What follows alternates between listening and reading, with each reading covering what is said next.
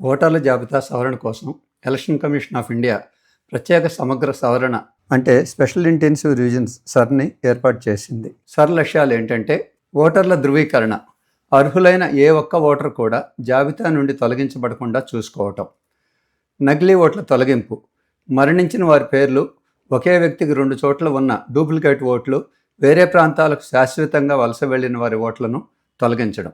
కొత్త ఓటర్ల నమోదు జనవరి 1, 2026 నాటికి 18 సంవత్సరాల నిండిన యువతకు కొత్తగా ఓటు హక్కు కల్పించడం. సర్లో 2002 జనవరి 1 నాటికి ఉన్న జాబితాను ప్రాతిపదికగా తీసుకొని ప్రస్తుత ఓటర్ల జాబితాను పరిశీలిస్తారు.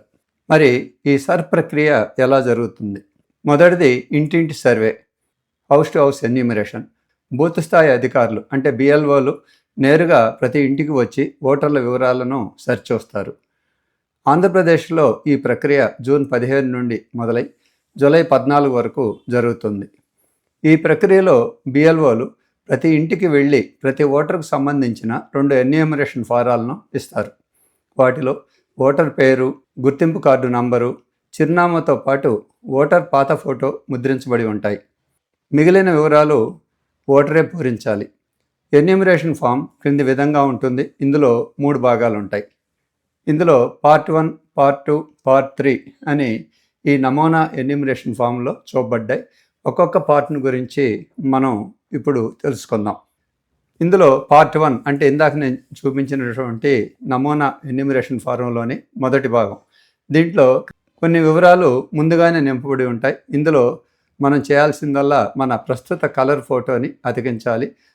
వైట్ బ్యాక్గ్రౌండ్ ఉంటే మంచిది. ఈ మొదటి పార్ట్లో ఓటర్ పేరు, ఎపిక్ అంటే ఓటరు కార్డు నంబరు, అడ్రస్సు ఇవి ముందుగానే ముద్రించబడి ఉంటాయి. అదేవిధంగా ఓటర్ లిస్టులో మీ వరుస నంబరు, పేరు, అసెంబ్లీ, పార్లమెంట్ నియోజకవర్గం పేరు, రాష్ట్రం పేరు ఇవి కూడా వాళ్ళే ముద్రించిస్తారు. తర్వాత మూడవది క్యూఆర్ కోడ్ జనరేట్ చేసి ఇస్తారు.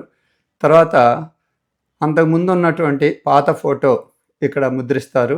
మీరు చివరి కాలంలో మన ప్రస్తుత కలర్ ఫోటోని అతికించాలి. ఈ విధంగా చేస్తే ఈ ఎన్యూమరేషన్ ఫారంలో మొదటి భాగం పూర్తవుతుంది.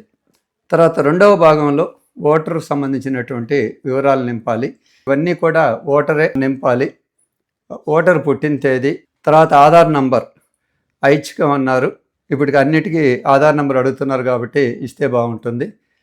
మొబైల్ నంబర్, తండ్రి పేరు లేదా సంరక్షకుని పేరు, తర్వాత ఆయనకు సంబంధించినటువంటి ఓటర్ కార్డు నంబర్ ఇది కూడా మనకి అందుబాటులో ఉంటే అంటే మనకు తెలిసి ఉంటే నింపొచ్చు. తర్వాత తల్లి పేరు, తల్లికి సంబంధించినటువంటి ఓటర్ కార్డు నంబరు, అదేవిధంగా జీవిత భాగస్వామి అంటే స్పౌస్, భార్య లేదా భర్త పేరు రాయాలి. తర్వాత లాస్ట్ కాలంలో ఎవరి పేరు రాస్తామో వాళ్ళకి సంబంధించినటువంటి ఓటర్ కార్డు నంబర్ని కూడా రాయాలి. ఈ చేస్తే రెండవ భాగం అయిపోతుంది. ఇక మూడవ భాగంలో సర్ 2002 సంవత్సరానికి సంబంధించినటువంటి వివరాలు మొదటి బాక్స్లో నింపాలి. ఇక్కడ ఫార్మాట్ కూడా మీకు చూపించడం జరుగుతుంది. ఒకవేళ 2002 సంవత్సరానికి సంబంధించిన వివరాలు మీ వద్ద లేకపోతే మీ కుటుంబ సభ్యుల వివరాలు రెండవ బాక్స్లో నింపాలి. మీకు ఎటువంటి వివరాలు దొరకకపోతే బిఎల్ఓ సహాయం తీసుకోవాల్సి ఉంటుంది.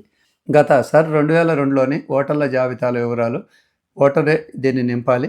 సర్ 2002 సంవత్సరంలో మీ వివరాలు ఉంటే ఎడమవైపు బాక్సులో నింపాలి. మీ వివరాలు దొరకకపోతే కుడివైపు బాక్సుని కూడా ఖచ్చితంగా నింపాలి. అయితే ఎడమవైపు బాక్సులో ప్రస్తుతం ఈ ఓటర్ యొక్క వివరాలన్నీ ఏమేమి ఉన్నాయో చూద్దాం. ఓటర్ పేరు, ఓటర్ కార్డు నంబరు, ఒకవేళ ఓటర్ కార్డు నంబర్ ఉంటే ఓకే, వెల్ అండ్ గుడ్. తర్వాత మీకు సంబంధించినటువంటి బంధువుల పేర్లు కూడా ఇక్కడ రాయాలి. ఏది బంధుత్వము, బంధువు పేరు అంటే తల్ల, తండ్ర లేదా స్పౌసు ఇట్లా అన్నమాట.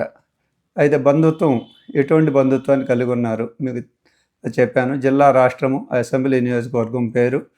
అయితే దీంట్లో మీ అసెంబ్లీ నియోజకవర్గం number, part number, serial number ఇవన్నీ కూడా వేయాల్సి ఉంటుంది. ఒకవేళ మీ వివరాలు సర్లో లేకపోతే ఈ ఎడమవైపు మొదటి బాక్స్లో బంధువు పేరు రాస్తున్నారు కాబట్టి ఆయన వివరాలు కుడి బాక్స్లో రాయాల్సి ఉంటుంది.